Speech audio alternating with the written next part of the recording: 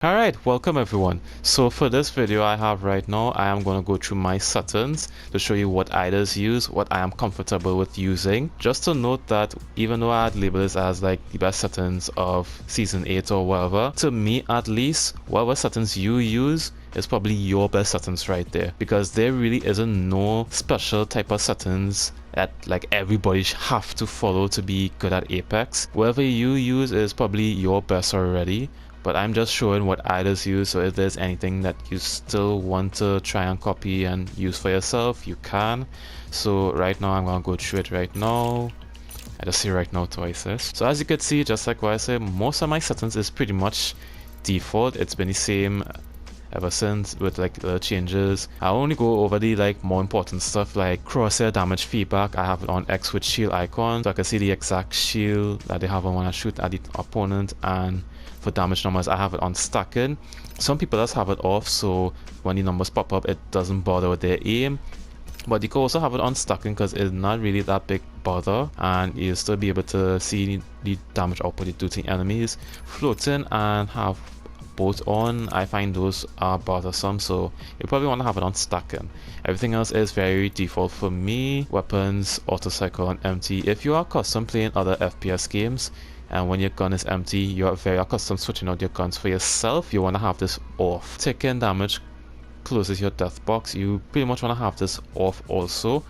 When you are looting at death box, you pretty much want to, if you still want to keep looting this death box, or if you're somebody that tries to armor swap on controller, yeah, you want to have this off. Everything else is still the same for me. Also, colorblind settings, I have it on the very last one.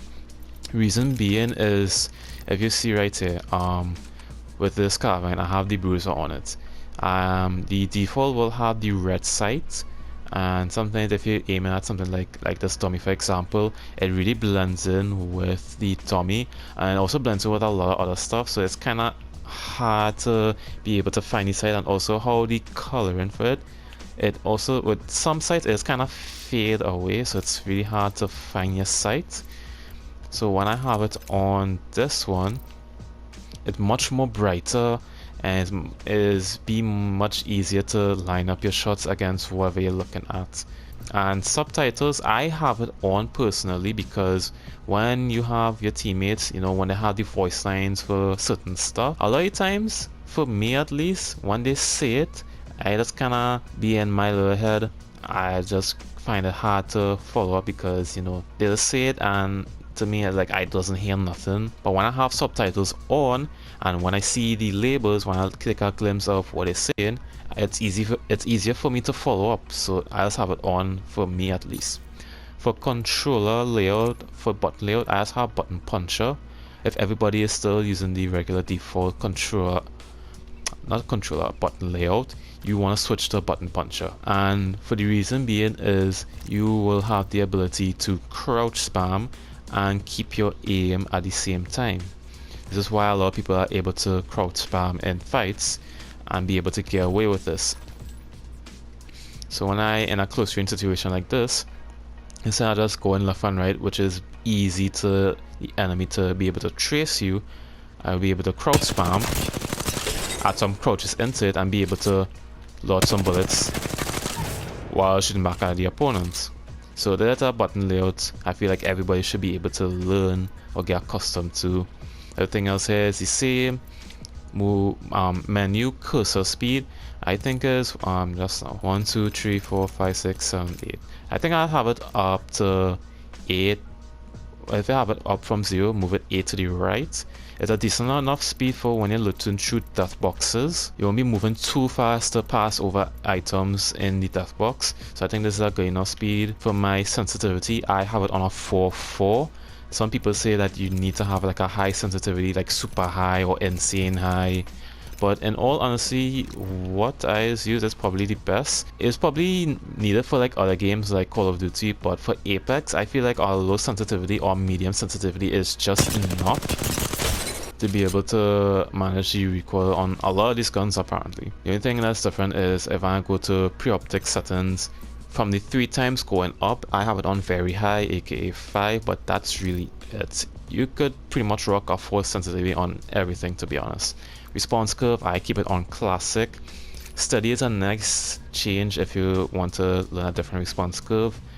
Fine aim and high velocity, you want to stay away from those. Linear, a lot of people who really good on controller does use linear, but it's a very hard response curve to use. Reason because any slight movement with your stick, look, I am moving this extremely delicately. It takes any tiny movement from your right stick and inputs it. Like you could blow on the right stick and it will move. It is worth learning, but it's very hard to get accustomed to. Everything else is the same for me. Vibration off because sometimes just mess with your aim, and everything else is the same. Video settings for field of view, I have it on 94. If you don't know how field of view is different, when you have it on a low field of view, everything is more close up to you. Targets are probably much bigger on your screen, but your side view is very limited. You don't see much from your sides. Whereas if you increase it all the way up, you see more to your sides. Look, I could see that enemy to my side now, and I can see you also when I looking straight. But the only downside is in front of you is very further away, and the target looks much smaller when I have it on max. So I just have it in the middle, like about 94. You still see a little bit to your sides. Your target is still is a decent amount and not too small. So I personally, because well, I play on a 32-inch screen. I don't have like a monitor or whatever. So 94 works perfect for me. Audio, for my audio settings, well, I just have this off just for the video, but for sound effects, you want to have it at 100%.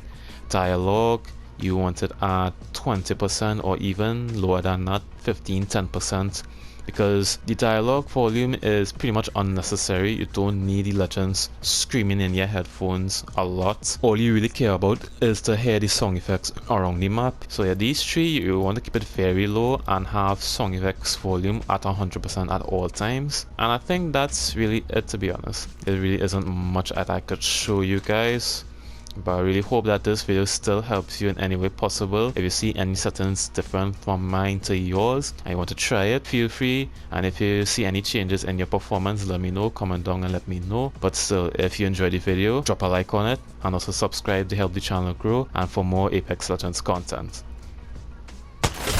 Hope you all are doing great, keeping it at 100, and I will see all of you all in the next video.